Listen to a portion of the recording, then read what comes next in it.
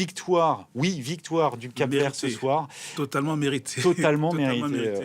Oui, c'est vrai que finalement, on parle du Ghana en tant que quadruple vainqueur de la CAN, mais ça fait quand même depuis 82. Et puis là, ils sont vraiment dans une période difficile. Ça se voit quand même qu'ils ont du mal à renouveler les cadres. Et aujourd'hui, ils ont eu un match, c'était soporifique. Franchement, n'eût été Euphorie, le gardien, pour une fois. Allez, j'ai le bon nom. C'est vrai que sans Euphorie, sans Djikou aussi, qui était plutôt bon, qui était plutôt bon. Finalement, ils peuvent prendre plusieurs buts et être battus largement avant ces minutes additionnelles. Non, mais il faut souligner effectivement la performance du Cap-Vert. Moi, sur toutes les équipes qu'on a vues là depuis le début, ça vient tout juste de commencer, mais c'est celle qui m'a le plus impressionné. Alors, c'est pas une surprise, c'est vrai, parce qu'ils étaient 8e de finalistes lors de la dernière compétition. Ils ont fait des bonnes performances déjà. Ils sont sur une bonne dynamique. En plus, ces joueurs se connaissent, c'est le même coach. Donc, c'est vrai que c'est une équipe qui se connaît bien et ça se sent dans le jeu. Je trouve que c'est une équipe qui a maîtrisé vraiment son sujet. Alors, elle s'est fait quelques petites frayeurs quand même, parce qu'elle aurait pu marquer plus de buts en étant plus efficace devant. Mais sinon, ce sont des joueurs quand même habiles techniquement, qui maîtrisent aussi... Très habiles techniquement. Physique aussi. Physique, hein. Oui. Et qui ont... Ça se voit, il y a un vrai jeu collectif, c'est vraiment pensé. C'est souvent un jeu direct, rapide, rapidement vers l'avant. Et donc... Toujours à jouer sur cette pointe haute qui va rapidement vers l'axe et ensuite derrière ils ont un bloc compact. C'est vrai qu'ils jouent un peu haut, donc c'est bien qu'ils prennent quelques risques. Regardez, il y a 600 000 habitants au Cap-Vert, donc c'est quand même...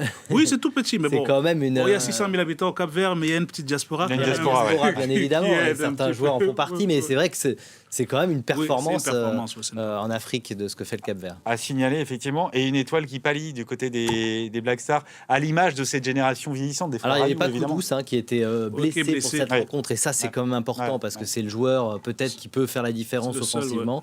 Mais c'est vrai que sinon, on l'avait dit, on ne voit pas les Ghanéens comme des favoris. Là, il y a un match très important à venir contre l'Égypte qui pourra peut-être déterminer de l'avenir du Ghana. Le Ghana qui avait déjà été éliminé dès le premier tour, donc ça serait encore une fois un échec, mais sur ce que j'ai vu et sur ce qu'on a vu de ces 90 minutes, c'est totalement logique de les voir perdre cette rencontre. Oui, en fait, on dirait que le match était juste l'occasion pour André Ayou de rentrer dans l'histoire, parce que finalement, lui-même, même sa rentrée sur le terrain, 8e CAN d'affilée, 8e CAN d'affilée, et sur le terrain, lui-même n'a rien apporté.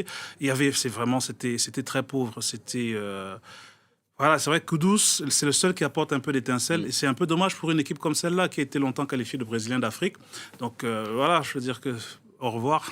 Première surprise de cette journée, l'Égypte qu'on présente comme l'un des postulants au titre tenu en échec par le Mozambique, 111e nation mondiale. Les Mozambicains qui ont même cru à l'exploit et à leur première victoire en phase finale jusqu'au temps additionnel. Et ce pénalty sifflé contre eux est marqué par la star Mohamed Salah, score final 2-2.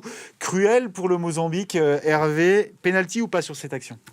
Pour moi, il y a pénalty, ça fait aucun doute parce que le Mohamed est déséquilibré par le tacle. Effectivement, à première, sans la VAR, sans la VAR, je l'aurais pas vu, mais oui, évidemment, il y a faute. Après, c'est vrai que le Mozambique peut avoir des regrets parce que c'est dans les arrêts de jeu, mais l'Égypte aurait dû largement mener beaucoup plus en première mi-temps. Oui, c'est ce que j'allais vous dire.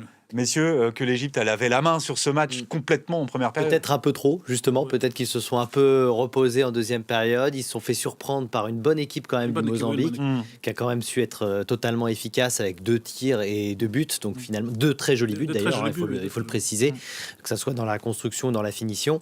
Et c'est vrai que l'Égypte, à l'image d'ailleurs de Salah, que j'ai trouvé plutôt bon en première période, et puis ensuite qui s'est un petit peu éteint. Je trouve peut-être qu'elle s'est sentie peut-être supérieure à cette équipe du Mozambique. Elle n'a pas su appuyer quand il le fallait, et donc ils n'ont pas su marquer ce deuxième but qui les aurait peut-être libérés. Elneny aussi, moins de rendement en deuxième période, alors qu'il avait vraiment la main sur la roue. Il est sorti, mais il faut se reconnaître que l'équipe du Mozambique a fait forte impression avec une belle utilisation des côtés, vraiment avec les 2 latéraux qui offraient des solutions, les couloirs étaient très bien utilisés, et une fois qu'ils avaient écarté, ils savaient rentrer parce que ils ont effectivement cadré que 2 tirs, mais ils ont eu 1 ou 2 occasions qui auraient pu faire également un autre but. Il y était dans le stade, Cédric Ferreira, vous êtes en direct depuis Abidjan. Cédric, merci de nous rejoindre. Vous qui étiez au stade, on imagine très attentif évidemment à la prestation de Mohamed Salah. Votre regard justement sur le match du joueur de Liverpool. Eh bien, le bilan statistique pour Mohamed Salah est excellent. Un but, une passe décisive. Après, sur le terrain, c'est vrai que c'est beaucoup plus nuancé. Sa passe décisive, c'est après une frappe ratée qui a atterri miraculeusement dans les pieds de son coéquipier, Mostafa Mohamed. Le but, c'était un penalty au bout du temps additionnel. On a quand même la sensation que les Coupes d'Afrique des Nations se suivent et se ressemblent pour Mohamed Salah, où on ne le sent pas toujours bien synchronisé avec ses coéquipiers. Il est un peu lui et les autres. Alors, il est tout le temps cherché, c'est vrai. Mais du coup, une fois qu'il a le ballon, il est tout de suite pris en étau par les défenses adverses. Les solutions proposées par ses coéquipiers égyptiens ne sont pas toujours évidentes. Pourtant, il y avait eu des espoirs en première période. C'est vrai qu'il y avait un temps fort de l'Égypte, où l'Égypte qui dominait quand même vraiment cette équipe du Mozambique, où Mohamed Salah avait lancé plusieurs fois avec des gestes de grande classe ses coéquipiers en profondeur, mais ensuite ça a un peu patiné à l'image de l'équipe. Il a un peu disparu de la circulation, Mohamed Salah. Alors c'est vrai qu'on est exigeant avec lui, on s'attend toujours à le voir au même niveau qu'avec Liverpool, mais le contexte ici est différent et donc ça nous laisse un peu sur notre faim cette prestation. On sent encore que l'équipe d'Égypte est en rodage et il faudra bien sûr juger Mohamed Salah sur l'ensemble du premier tour. Mais ça commence mieux pour l'Égypte que lors de la dernière édition, puisqu'ils avaient été battus par le Nigeria dans le choc du premier tour au Cameroun. Cédric, vous restez avec nous. Vous avez donc assisté à cette rencontre. On imagine qu'en tribune de presse, on y a cru quand même à cette première sensation, la victoire du Mozambique improbable. Les journalistes venus du Mozambique, en tout cas à mes côtés, étaient fous de joie, ils n'en croyaient pas leurs yeux. C'est vrai que le Mozambique, il faut rappeler le contexte, ils n'ont plus participé à la Coupe d'Afrique des Nations depuis 2010. Sur le papier, les Mambas sont l'équipe la plus faible du groupe, alors quand on les a vus retourner le scénario de cette rencontre, c'est vrai que c'était un peu irréel, notamment par Clécio Baoké, le joueur qui a marqué le deuxième but du Mozambique. Pour vous donner une idée du niveau d'écart entre les deux équipes, Clécio Baoké, c'est un joueur qui évolue chez la Lanterne Rouge du championnat d'Azerbaïdjan et pourtant il est passé tout proche d'être le héros d'une nation, puisque le Mozambique n'a jamais gagné un match dans son histoire en Coupe d'Afrique des Nations. Ils sont passés tout proche de cet exploit. Alors forcément c'est quand même un point précieux, puisque le Mozambique croit maintenant en ses chances en qualification, puisqu'on rappelle le règlement, 4 des meilleurs troisièmes de la phase de groupe seront qualifiés en huitième de finale. Mais d'un autre côté, il y a quand même un peu de frustration pour être passé tout proche d'un exploit. Je vous propose d'écouter d'ailleurs la réaction de quelques-uns de ces joueurs du Mozambique qu'on a rencontrés en conférence de presse d'après-match. Ici en Afrique, il n'y a plus de complexe d'infériorité, donc il faut toujours y croire. C'est ce qu'on a fait en jouant en transition. On savait qu'en défense, l'Égypte peut être un peu lente. Le sélectionneur a fait des remplacements qui nous ont apporté du sang neuf. On a perdu 2 points, c'est tout ce que je peux dire. On a fait un super match, mais ce but qu'on a pris sur pénalty à la fin nous laisse un goût amer. Mais on est sur le bon chemin. Il faut continuer de travailler pour les prochains matchs.